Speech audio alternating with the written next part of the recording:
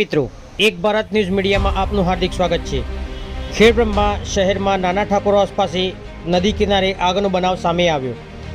ફૂસેલ તેમજ લાકડામાં લાગી આગ ભસ્મીભૂત થઈ ગયા।